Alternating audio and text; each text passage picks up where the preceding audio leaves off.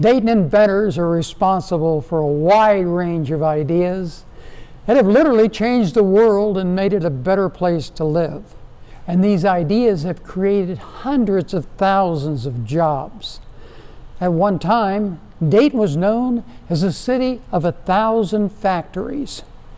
The Computing Scale Company of Dayton, the Speedwell automobiles. At one time, there were 14 automobile manufacturers in Dayton.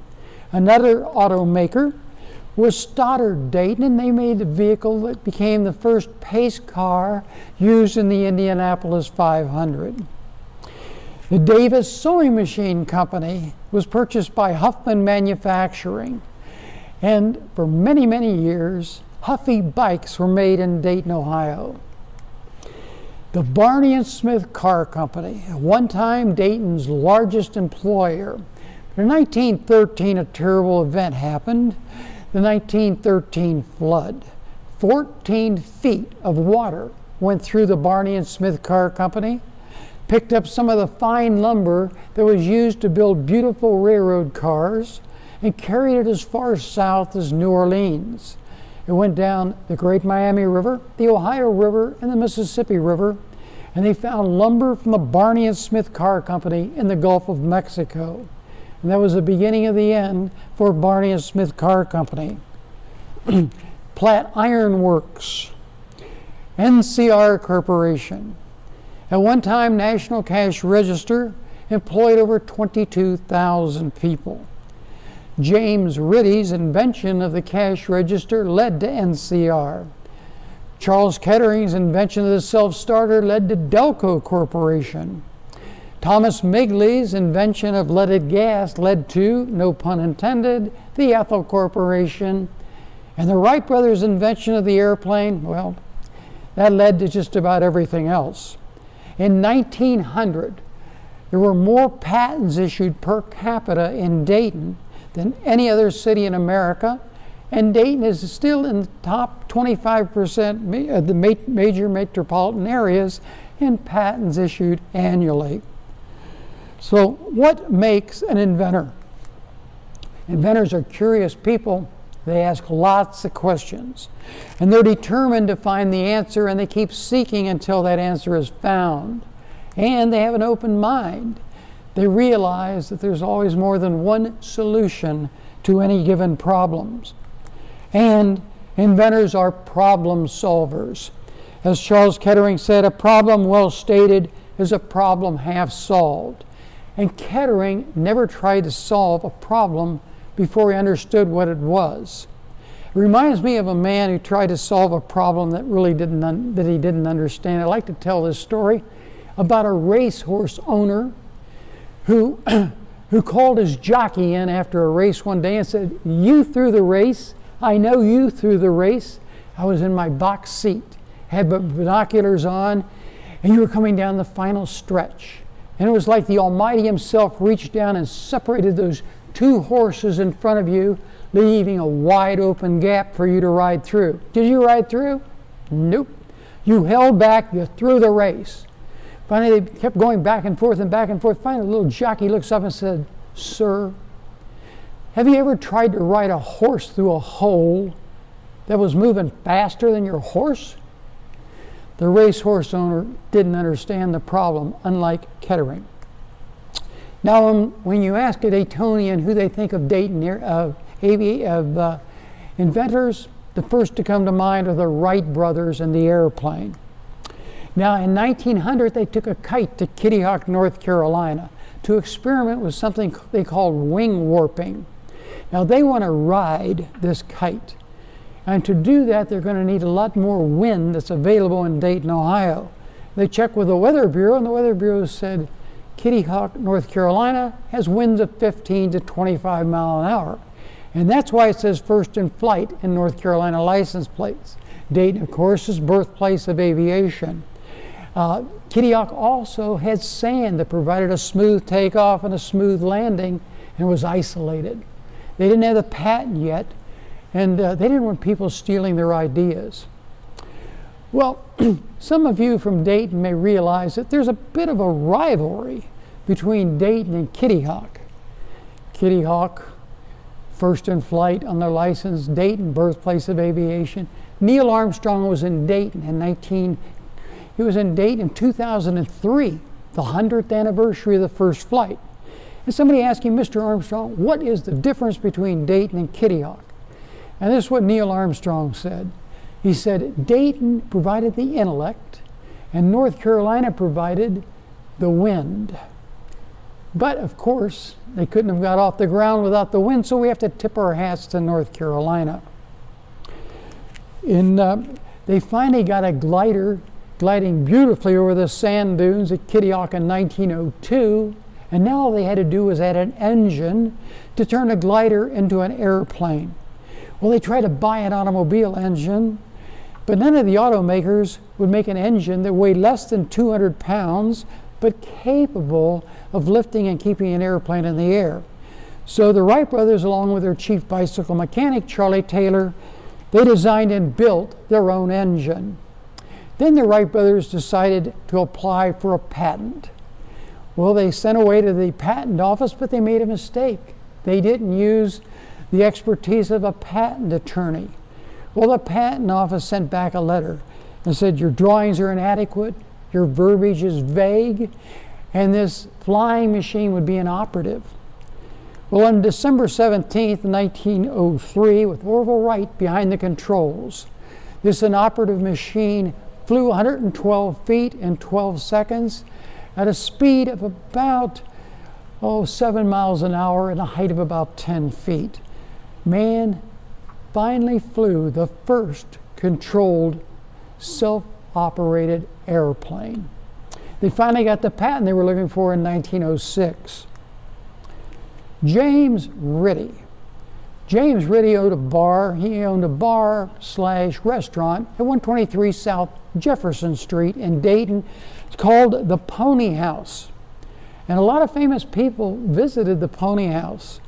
It is said that Buffalo Bill rode his horse to the saloon doors up to the bar in order to drink. Well, the Pony House is long gone, but you can still see the bar if you want to. It's at Jay's Seafood Restaurant in downtown Dayton. But in the early days, and by the way, some other people that stopped by were professional prize fighters, John L. Lewis and gentleman Jim Corbett, and gangster John Dillinger would stop in for a drink when he was in Dayton to visit his girlfriend. But in the early days, well, Ritty was very frustrated because his employees were stealing from him, especially bartenders. It seems that the dollars of the less than sober were finding their way into the pockets of the less than honest. But this was easy to do. If somebody needed to make change, they would just reach their hand in a box, pull out the change, and make that change. There was no receipt and no accountability. Well, on a ship bound for Europe in 1878, James Ritty visited the engine room, and there he saw the mechanism that counted the rotations of the ship's propeller, and he had an idea. He thought he could apply this principle to counting receipts. So when he got back to Dayton, he teamed up with his machinist brother, John, and they designed and built the world's first cash register.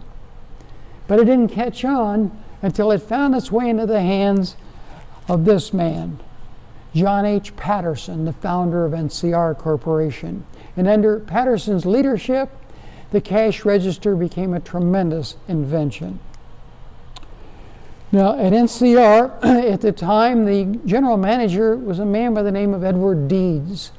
Now, Deeds accomplished a great deal in his life, and later on in life, he was the founder of Carillon Park. But in 1904, he hired this engineer out of the Ohio State University, named Charles F. Kettering, to come to work at NCR and electrify the cash register. In those days, to open a cash register, you had to turn a crank. And every year, NCR is coming up with new features and benefits for the cash register. Every year, it's more and more difficult for the sales clerks to turn that crank and open the drawer. It took Kettering 1 year, and in 1 year, he replaced that hand crank with an electric motor. Now, this proved to be very valuable information he was gaining when he later on replaced a hand crank on an automobile with a self-starter.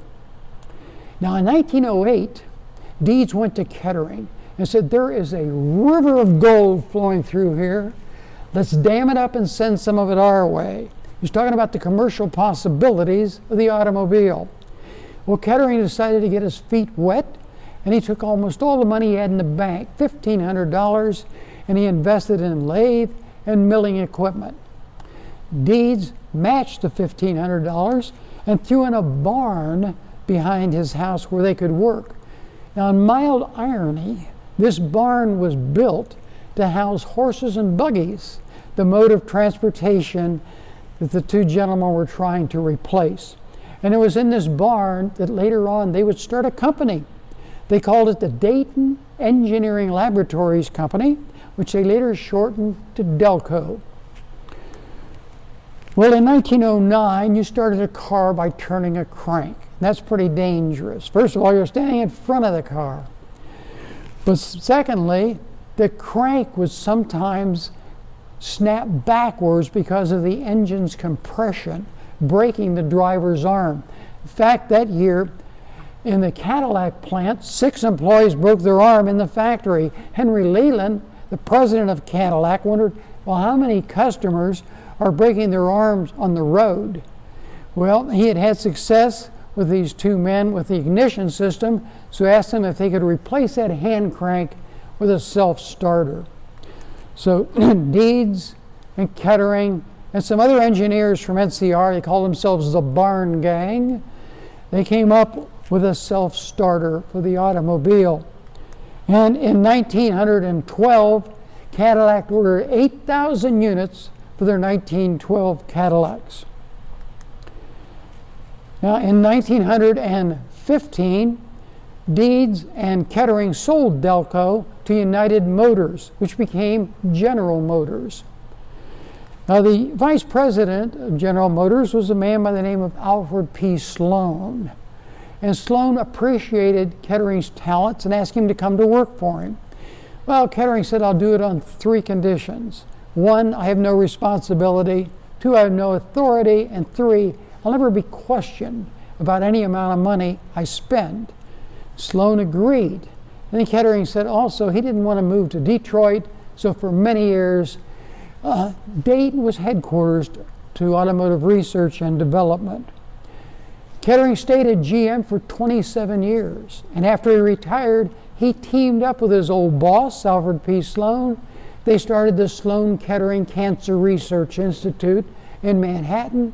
It's still operating today. Now, when Kettering was at GM, he liked to tell the story of the problems he had in the beginning with the engineers trying to come up with a faster drying paint. In those days, it took up to 37 days to paint 1 car. So he had the engineers come into his office and he said, gentlemen, you've got to get this job done quicker. Well, they left his office, they had their own meeting, they came back and said, Mr. Kettering, we think we can do it in 30 days, how's that? Kettering says, I was thinking more in terms of an hour. Well, they shook their heads and walked out, said it can't be done. Well, a couple months later, Kettering is walking down 5th Avenue in New York City, passes a jewelry store. He looks in a window and he sees some jewelry in a box. He goes inside, he could care less about the jewelry. He was interested in the box, but it had a hard, glossy finish. And he asked the owner where the box came from, and the owner said New Jersey. So he drove over to New Jersey, and he met with the owner, and he picked up some of the samples of the paint. He brought it back, and he mixed that paint with the paint that they were using. He found out that it could be very thin, it could be sprayed on, dried almost immediately, and left a hard, glossy coat. Well, a little while later, he decides to have lunch with the biggest skeptic. And he invited this skeptic to lunch. It took about an hour. After lunch, we were walking back to the parking lot, and the engineer, who was a skeptic, he just kind of shook his head and stopped. Kettering says, what's wrong? He says, I can't find my car. Kettering says, "Isn't that your car over there?" And the engineer says, "It looks like my car, but my car is not that color." Kettering said, "Now it is." Now, Frank Manson, a Daytonian, gave thought one day to a life preserver that could be worn by a pilot without interfering with the controls in the tiny cockpit. And what he came up with was a unit that had multiple bladders. These could be inflated with canisters of carbon dioxide gas or by mouth if necessary. The majority of the buoyancy was in the front, but it also went around the back of the neck and as well. But this kept a pilot face up in the water, even if the pilot was unconscious. Now, he got the patent in 1938. It quickly got a nickname. They called it the Mae West, after the famous actress at the time, who they thought about when people were wearing this unit. Well, today's young pilots, they never heard of Mae West. So sometimes today, this life preserver is called the Dolly Parton. Microencapsulation. Microencapsulation involves enclosing a solid or liquid in a tiny capsule where it's held for later release. The inventor was a guy named Barrett Green, an inventor at NCR Corporation. He called his product NCR. Not for the company, it stood for no carbon required. If you've ever used carbon paper, you know how messy it was. You put carbon between two pieces of paper, press down on the first page, and you get a duplicate copy on the second page.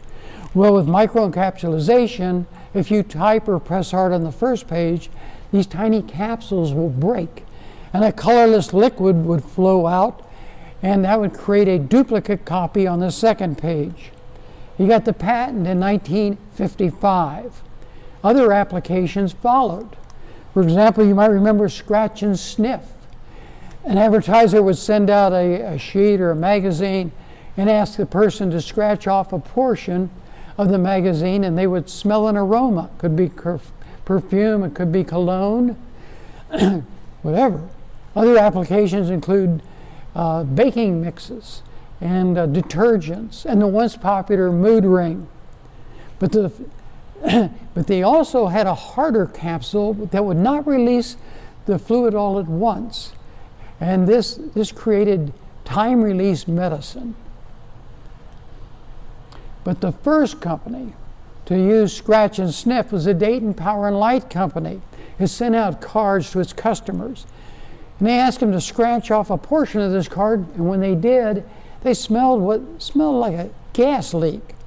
This provided information on what they should look for if they have a gas leak.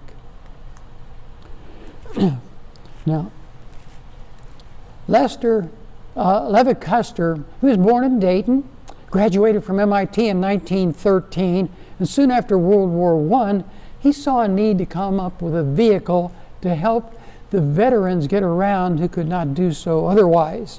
Came up with an electric wheelchair.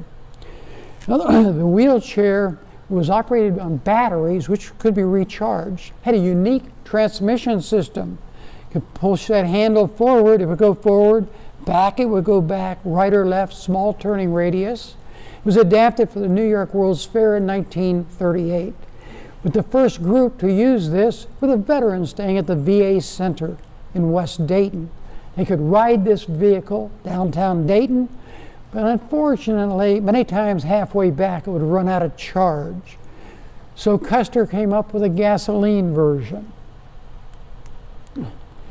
Now, during World War I, observers jumped out of balloons using parachutes.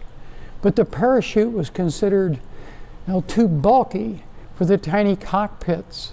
Well, the commander of the U.S. Army Air Service in France, William Mitchell, begged and pleaded for parachutes for his pilots. Well, those pleas were answered when a parachute factory was built in Dayton in 1918 at McCook Field. And this was very fortunate for Lieutenant Harold Harris. He was doing maneuvers over Dayton in 1922. His control stick stuck. The plane plummeted to earth from 2,500 feet. He jumped out of the plane, pulled the ripcord, the parachute opened. The plane, meantime, hit the ground, smashed into thousands of pieces. Lieutenant Harris softly landed in a grapevine in North Dayton. Lieutenant Harris was the first person to jump out of an airplane with a parachute in an emergency situation. Now, in 1959, Irma Fraze was thirsty for a beer, but he didn't have the tool that opened a beer can at the time. It was nicknamed a church key. Well, he didn't have a church key, but he wanted a beer. So he put his beer against the pointy end of the fin of his automobile, managed to smash a hole in it. He also managed to thoroughly soak himself. But when he got home, he thought there must be a better way. And he came up with a pull tab that could be used. It didn't catch on right away. The first company to use it was Iron City Brewery. But after Schlitz adopted it, all the other beer breweries followed suit. 10 years later, in 1977, they came up with the push-in, pull-back tab, which we all use today. Peter Van Shyak. Well, he was an engineer at Wright-Patterson Air Force Base, and he came up with a astronaut maneuvering unit, an attachment device that allowed an astronaut who was walking in space to attach himself to the shuttle without the need for fittings.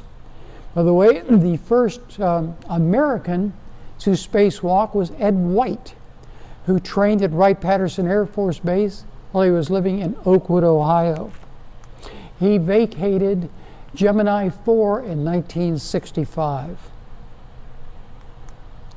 Now, during World War II, the Germans used something called an Enigma machine to transmit messages. And the German U-boat was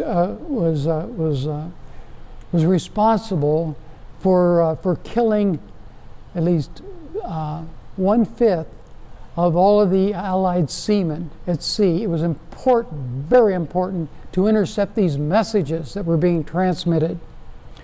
Well, Joseph Desch, working in Building 26 at NCR Corporation, came up with a machine called the bomb machine, and it turned out to be 6 times faster than the bomb machine that Alan Turing made at Benchley Park in England. And Desch, along with 600 Navy waves, designed and constructed these bomb machines. And it is said that this is the last bomb machine made in Dayton, by the way. It's said that this bomb machine may have reduced World War II by up to 2 years. A tremendous accomplishment. Cheez-Its, yummy!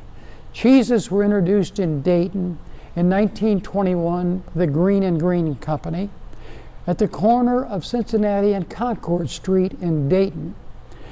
And they were gobbled up by Sunshine Biscuits, and later it was Keebler, and today they're owned by Kellogg. Kellogg owns Cheez-Its. Cheez-Its was introduced in Dayton, Ohio. Now, in the 1940s, a guy named Ernest Criswell was the head carpenter at the Biltmore Hotel in downtown Dayton. He had a lot of jobs to do as a head carpenter, but his main job was repairing cribs.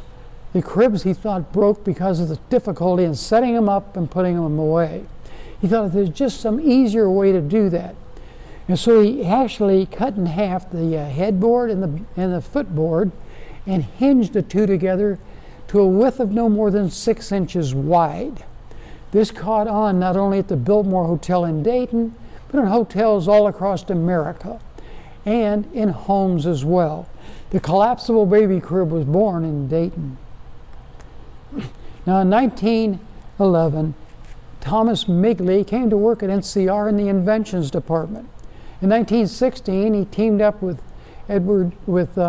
Charles Kettering, who is now head of research at General Motors.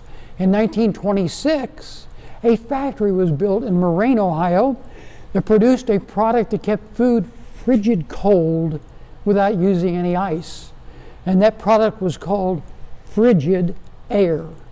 And for many, many years, Frigidairs were made in Moraine, Ohio. But the early refrigerants, well, there was a problem there.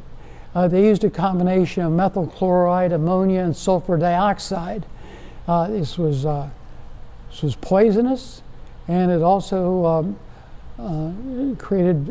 It was just a small leak would leave an obnoxious odor, and a full bone leak, well, that would emit noxious odors. So Kettering decided to solve this problem using Migley. And he says, Migley, we got to do something. This was 1930, and at that time, Frigidaire was a subsidiary of General Motors. So Migley went to work, and he came up with something called chlorofluorocarbons.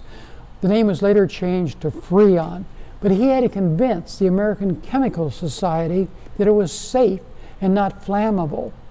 Well, he had an amazing demonstration. With members of the American Chemical Society gathered around, Migley inhaled a lungful of Freon and blew out a candle. That proved to them that it was not only non-toxic, but also non-flammable. Now, there are a number of other individuals who graduated from the University of Dayton. They went on to become award-winning inventors. I'll just mention a few of them. Ted Hockwell worked on the Manhattan Project, and he also applied his talents to household uses as well, including to making the first practical fire extinguisher.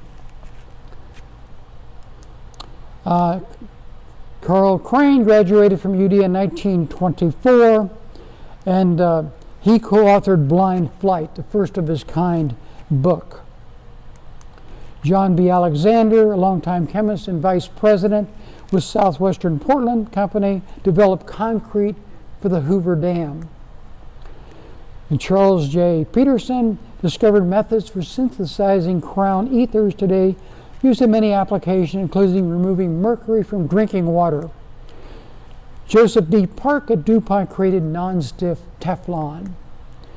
Joseph Desch, we talked about him. He developed a bomb, and it said he was responsible for the destruction of up to 54 German U-boats based on some historian accounts. Amazing, amazing. Paul V. McEnroe, he was asked to develop a new venture for IBM, the point of purchase in supermarkets. We're all familiar with the barcode. Thank you, Mr. McEnroe. David J. Bradley, well, he holds 10 patents related to computer design. He was one of the original 12 engineers who began work on the IBM PC in 1980. There's many, many more Daytonians who contributed greatly to inventions. We don't have time to go into all of them, but I'm going to just focus on a few. These are all Dayton inventions. The stepladder, ethyl gasoline, liquid crystal display, eye refraction device, artificial kidney, fraction wheel toy, microfiche, radioisotope thermoelectric generator for spacecraft, the ice cube tray with lever ejector. We've all used one of those. Radio direction finder, portable beehive, stock market ticker, flips and flops. Well, I started this presentation talking about the Wright brothers' first invention, the airplane. And I'll conclude by talking about Orville's last invention, a toy he developed for his nieces and nephews called Flips and Flops. You know, all of us living in the Miami Valley, we can all be extremely proud of those people we call our neighbors, those inventors who indeed made the world a better place to live.